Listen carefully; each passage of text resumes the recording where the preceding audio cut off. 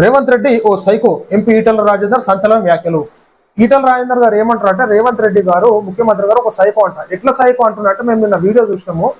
ఇష్టం వచ్చినట్టు కూలగొట్టుడు, ఈ హైడ్రా అని చెప్పేసి ఒకటి ముందుకు తీసుకొని వచ్చింది, ఏం లేదు కానీ ఒక హైడ్రా ఉంది అంటారు. మరి మీరు చెప్పు, ఈటల రాజేందర్ గారు ఎట్లా చేద్దామంటారు?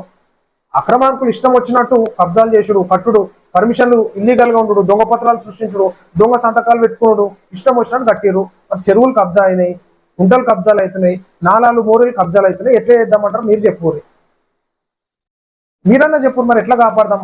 అటు చెరువులు కబ్జాలు అయితేనే ప్రభుత్వం పట్టించుకుంటలేదని అంటారు, నాలాలు కబ్జాలు అయితేనే ప్రభుత్వానికి కనిపిస్తలేదు అంటారు. ఇప్పుడు కబ్జా అయినా కాపాడుతుంటేనేమో ఇట్లొచ్చేమో ఏదో రేవంత్ రెడ్డి గారు సైకో అంటారు.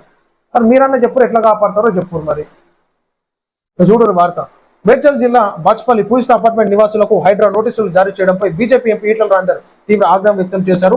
పూజిత అపార్ట్మెంట్ వద్దకు చేరుకున్న ఈటల రాజేందర్ బాధితులకు భరోసా కల్పించారు.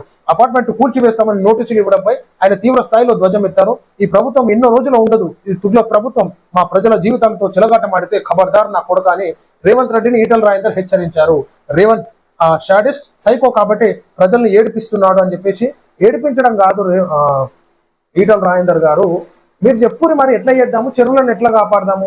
ఫ్యూచర్ లో మన పిల్లలకి ఓన్లీ టీవీ సినిమాలల్లా చూపించాల్సి వస్తుంది. ఇక చెరువులు గిట్లుంటాయి, కుంటలు గిట్లుంటాయి. మరి మీరన్నా కాపాడరు, ఎట్లా కాపాడతారు?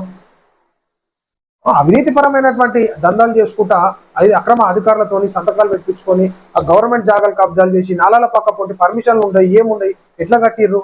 సో ఇదంతా పర్యవేక్షించే కదా అవిటిని ఊడగొడుతున్నారు.